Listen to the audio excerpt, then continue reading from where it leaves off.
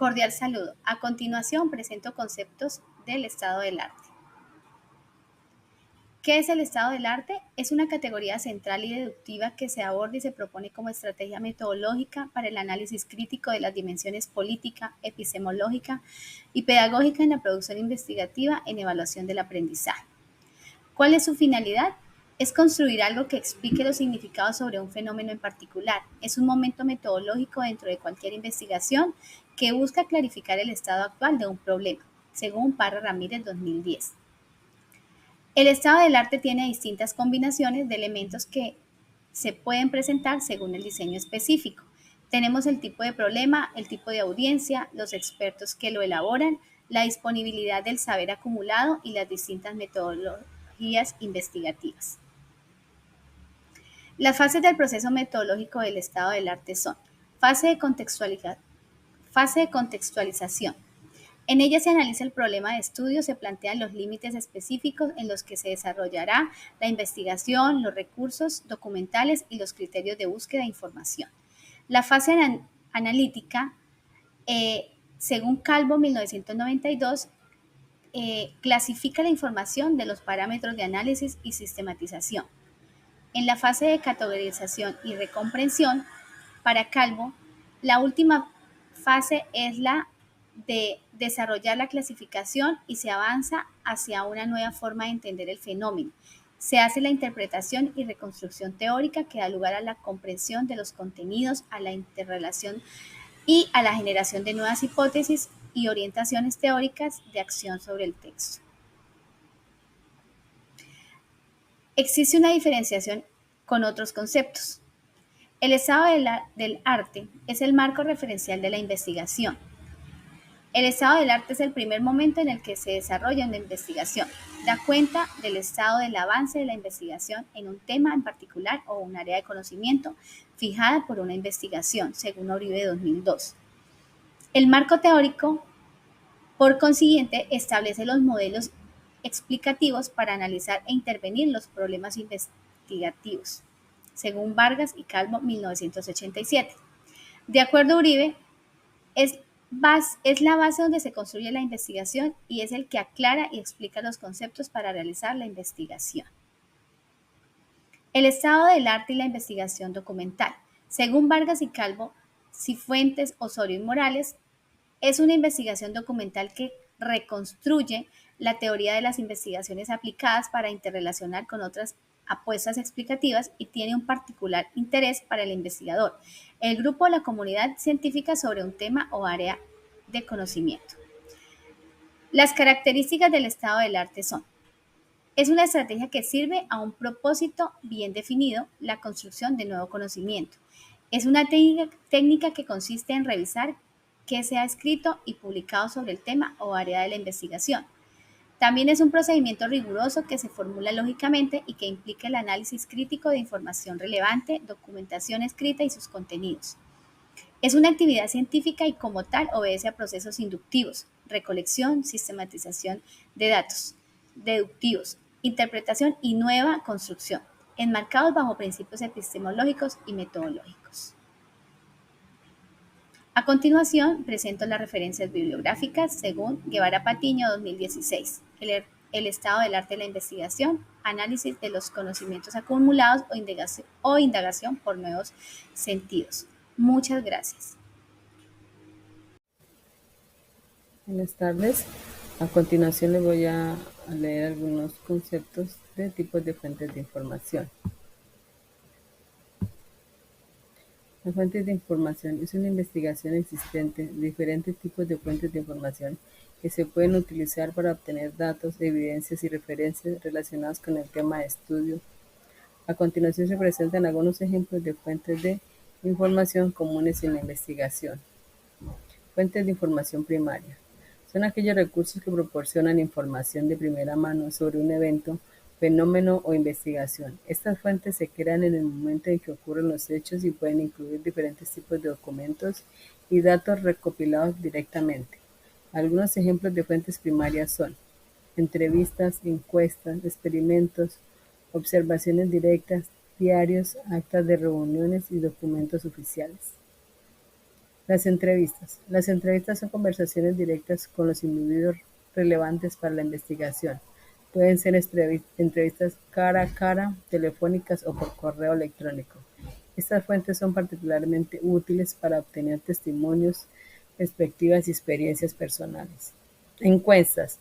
Las encuestas son cuestionarios estructurados que se administran a una muestra de individuos para recopilar datos sobre sus actitudes, opiniones o comportamientos. Las respuestas de los encuestados son fuentes primarias que se pueden proporcionar información cuantitativa o cualitativa sobre un tema específico. Los experimentos son métodos controlados en los que se manipulan variables para investigar relaciones causales y generar datos empíricos.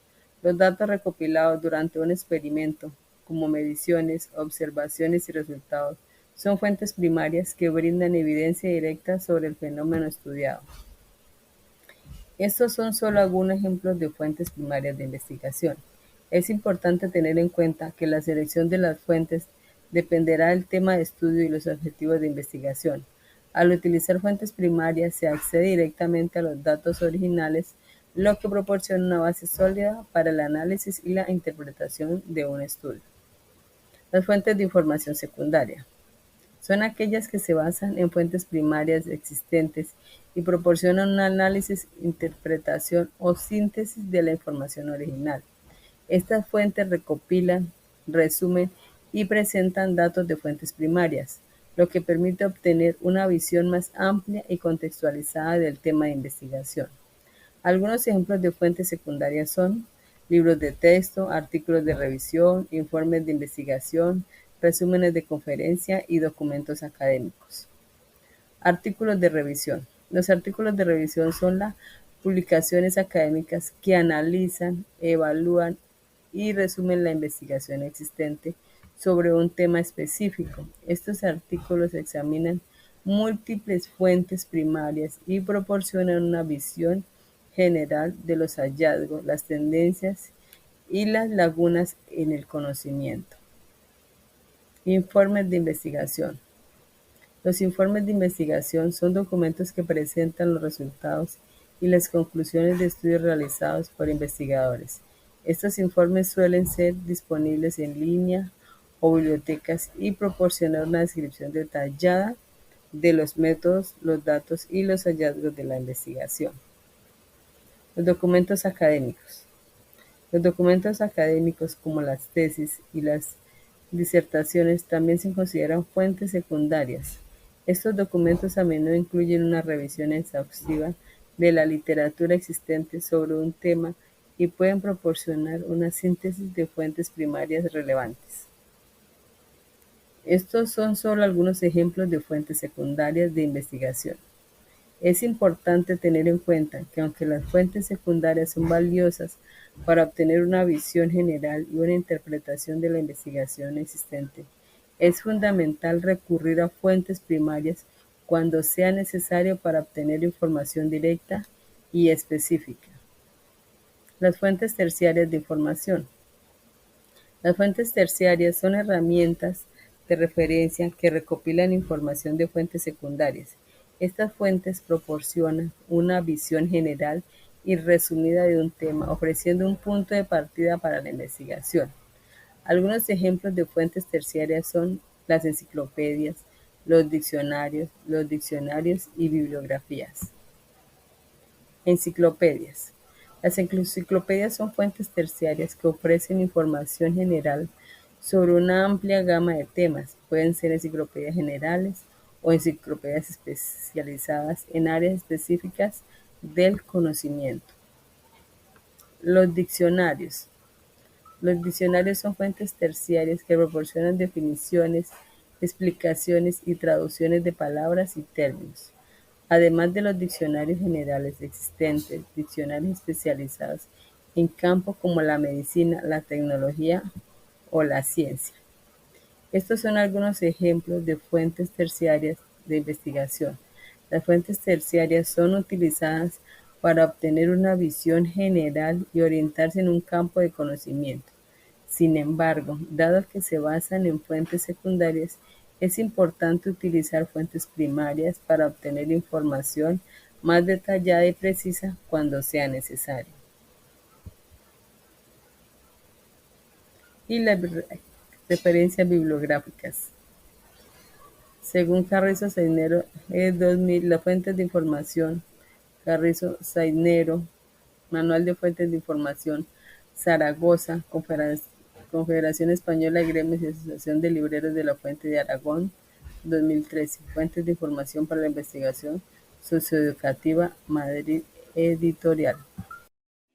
Mi nombre es Zenaida Porras Sanabria, estudiante del quinto semestre en licenciatura en Educación Infantil. En la Universidad Santo Tomás pertenezco al caucho PAL y al convenio ICBF. Actualmente trabajo en un CDI y para mi materia de seminario investigativo voy a hacer una discusión acerca del por qué utilizar los métodos mixtos de investigación. Entonces, a continuación, escucharemos los aportes. En esta oportunidad hablaremos de la importancia del problema en los métodos mixtos de investigación. La meta de la investigación mixta no es reemplazar a la investigación cualitativa ni a la investigación cuantitativa, sino utilizar las fortalezas de estos ambos tipos de investigación y combinarlas tratando de minimizar sus debilidades y sus potenciales, según Hernando Sampieri. Según Sampieri, los métodos mixtos implican recolección, análisis, integración de los datos cualitativos y cuantitativos. Estos generan inferencias cuantitativas y cualitativas y metainferencias mixtas. Sus diseños generales son diseños concurrentes, diseños secuenciales, diseños de conversión y diseños de integración. Los métodos mixtos utilizan con frecuencia manera simultánea de muestreo, esto para lograr una probabilística de lo que se va a investigar y tener un propósito guiado. Nos dice que debemos utilizar los métodos mixtos de dos maneras. Los factores más importantes que el investigador debe tener en cuenta y debe considerar para decidir qué enfoque o método le puede ayudar con un planteamiento de un problema específico es, primero, el enfoque que el investigador piensa que armoniza o se adapta más a su planteamiento del problema. En este sentido, es importante recordar que aquellos problemas que necesitan establecer tendencia que se acomoden a un diseño cuantitativo y los que quieren ser explorados para obtener un entendimiento profundo empaten más con un diseño cualitativo. Segunda, el método del investigador perciba que se ajusta mejor a las expectativas de los usuarios, los lectores y del estudio. Tercera, el enfoque con el cual el investigador se sienta más cómodo que prefiera debe ser racional su criterio, pero que también sea un factor importante. Cuarto, la aproximación del investigador que considere racionalmente más apropiada para el planteamiento, lo cual esté vinculado al primer factor que ya nombramos. Quinto, el método en el que el investigador posea más entrenamiento ante la indecisión. Creswell en el 2005 nos dice que sugiere buscar en la literatura cómo ha sido abordado el planteamiento y qué tan exitosos han resultado los estudios que utilizan distintos enfoques. Se dice que debemos utilizar los métodos mixtos. ¿Por qué?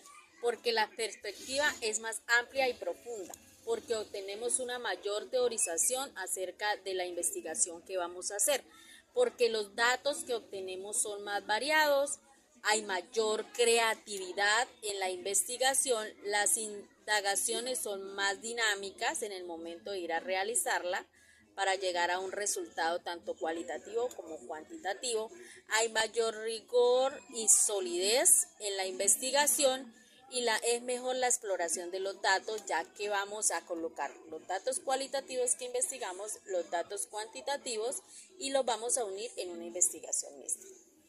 Para lograr un buen enfoque mixto debemos pretender varias variables básicas, ¿sí? Entre ellas tenemos que obtengamos una buena compensación, una buena complementación, que sea triangulado los tres enfoques, que haya una credibilidad, una claridad, una multiplicación, una ilustración, entre otras, las cuales han sido destacadas por varios actores para poder lograr una buena justificación de un planteamiento del problema.